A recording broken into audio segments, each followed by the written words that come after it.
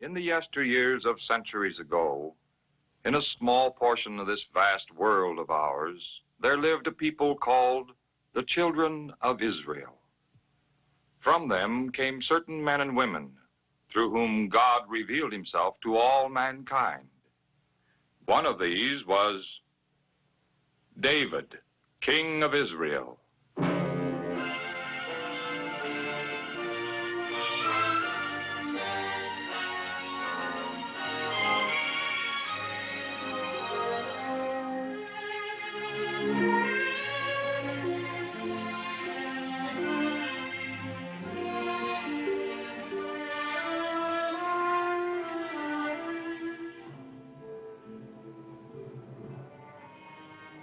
David of Bethlehem, conqueror of the giant Goliath, and once the favorite of King Saul, was hiding in the wilderness of Judah, living in a cave like a hunted animal, because the king was jealous of David and wanted to kill him. But David was not alone. Some 400 men from all over Israel joined David, men who were dissatisfied, in trouble, or in debt, and David became their leader. One day, word came to David that some of his people were in trouble. The Philistines have attacked Keilah and are robbing the people of their grain. Shall I go and fight these Philistines? If we're afraid here in Judah, how much more then if we go to Keilah?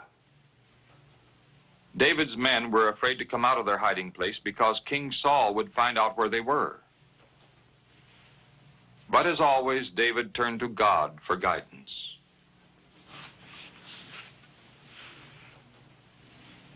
Shall I go and fight these Philistines?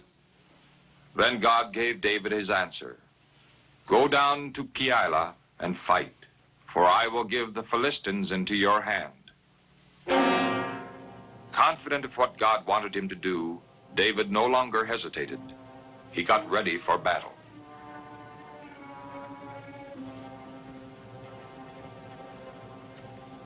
When King Saul heard that David and his men had defeated the Philistines at Keilah, he was sure that now he could capture David. God has given David into my hand, for he shut himself in by entering a town that has walls and gates. Tell all my soldiers to get ready to go down to Keilah. We will surround David and his men. He shall not escape me this time. But once again, David was protected, for God had warned him of Saul's plan. So David and his men hurried out of the city of Keilah and hid in the wilderness of Ziph. Here, one day, David had a happy meeting with his dear friend Jonathan, the son of King Saul. Don't be afraid, for my father will not find you. You will be king of Israel, and I'll be with you. My father also knows that this is so.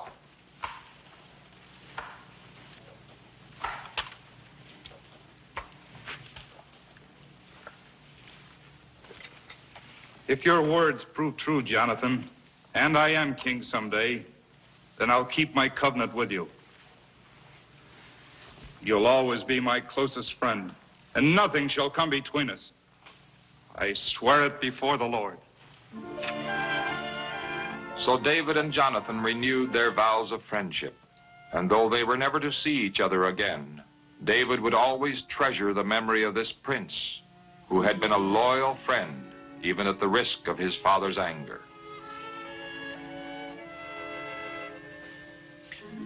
David and his men wandered from place to place, hiding in the woods or in mountain caves, and wherever they went, Saul followed, with an army of several thousand men.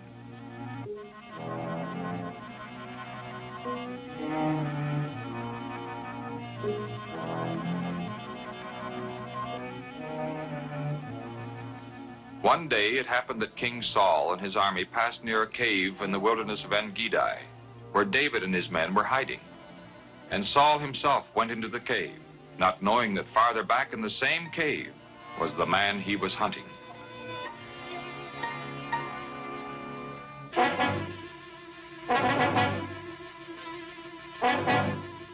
Here in the darkness of the cave was David's chance to get rid of his enemy, or so David's men believed.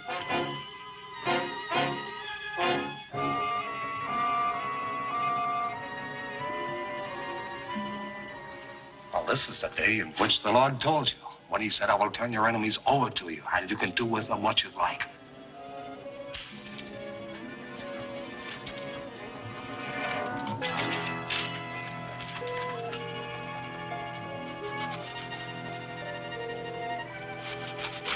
But all that David would do was to creep up and cut off a piece of Saul's robe. Then he went back into the shadows of the cave. When David refused to harm Saul, his men wanted to kill the king, but David wouldn't let them. The Lord has forbid that I should lay hands on the one whom the Lord has anointed to be the king.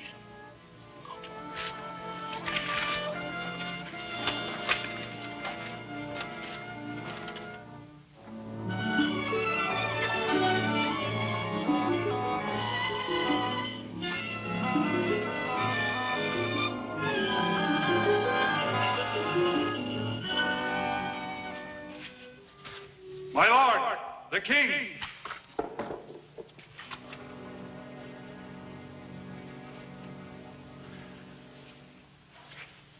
Why do you listen to these men who say David is trying to harm you? Today you can see how the Lord delivered you to me in the cave. My men wanted me to kill you, but I spared your life. See, my lord, the corner of your robe is in my hand. You can see that I don't intend to kill you or rebel against you. I cut off the corner of your robe, but didn't kill you. I haven't sinned against you, though you hunt me and are trying to kill me. May the Lord punish you, but I will not lay hands on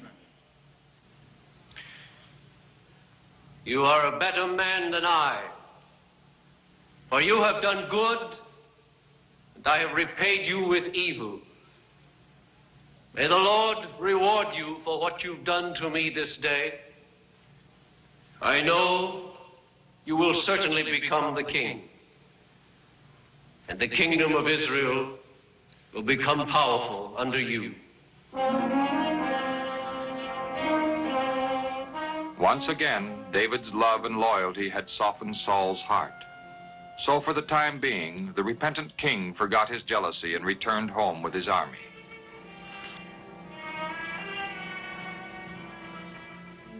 However, just as before, Saul's change of heart lasted only a short time. He was soon back with his army, searching for David in the wilderness of Ziph. But again, God showed that he was on the side of his faithful servant David, when he caused King Saul and all his men to fall into a deep sleep. And while they slept, David and his nephew, Abishai, entered the camp and made their way to where Saul was sleeping.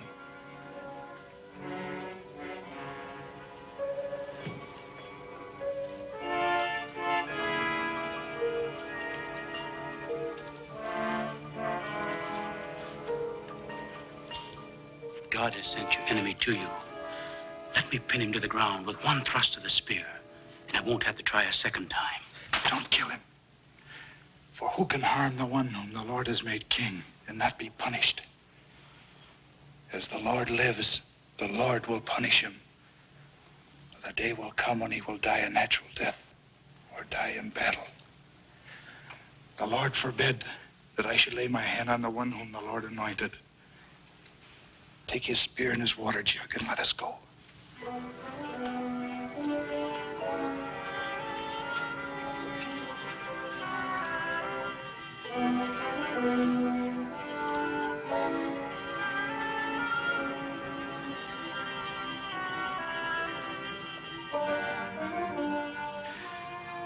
Then David went to a hill on the other side of the valley and called down to Saul's men, telling them that they hadn't guarded their king well, for they had let an enemy come into the camp and take his spear and water jug.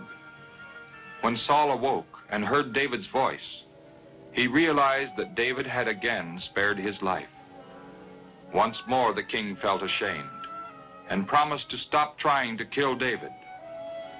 My son, I have sinned. Come back, David. I will not try to harm you again. But King Saul had broken his promises too often. David could no longer trust him. And so David left the country of Israel and went to live in the land of the Philistines. There he was to stay with his family and his faithful followers as long as Saul remained king.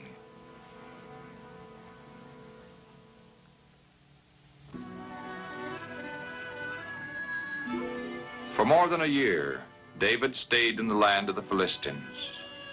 Then one day, a messenger came from the land of Israel with the news that Saul was dead.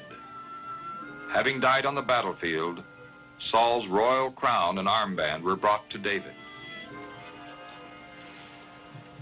Now David forgot all the evil the king had done against him, and he sincerely mourned for him and for his friend Jonathan, who had died in the same battle. How the mighty are fallen. How the mighty are fallen.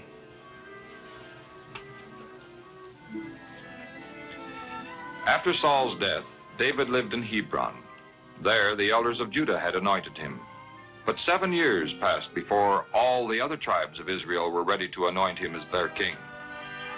When Ishbosheth, another son of Saul, died, the elders of the people came to David in Hebron.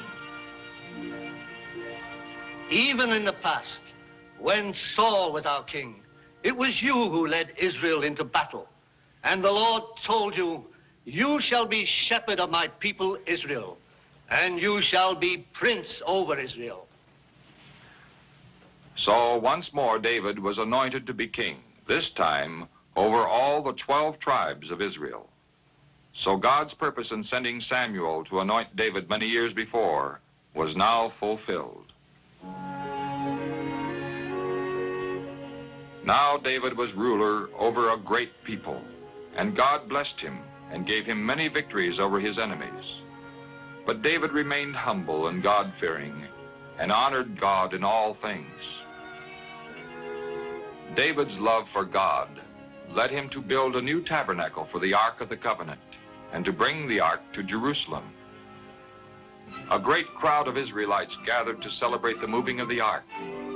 This was a happy day because the Ark was a sign of God's presence, and many hadn't seen it since its capture by the Philistines. But though the Ark had been brought back to Jerusalem, David wasn't satisfied. He gave his reasons to Nathan, a prophet. I am living in a cedar palace, and the Ark of God is kept in a tent. What is on your mind? I want to build a temple to honor God, a beautiful house of the Lord in which to worship him, and a place to keep the Ark of the Covenant. Go. Do everything you have in mind, because the Lord is with you.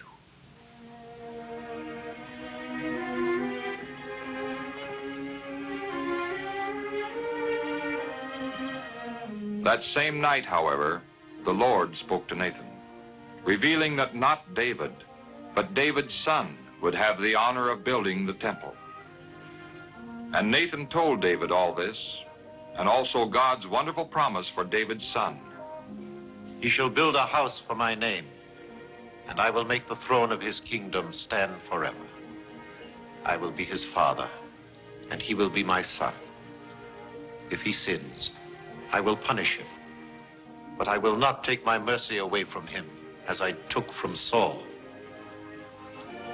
Your royal house and your kingdom will stand forever. As David listened, he was filled with gratitude and went into the tabernacle to pour out his heart to the Lord in prayer. Who am I, O Lord God? And what is my family that you have blessed us so much? And yet even this you consider not to be enough. You have given me great promises for the future of my family. Yes, future generations would carry on the work that David had begun. And in this promise, David was content. His son Solomon would someday build a beautiful temple as a house for the Lord.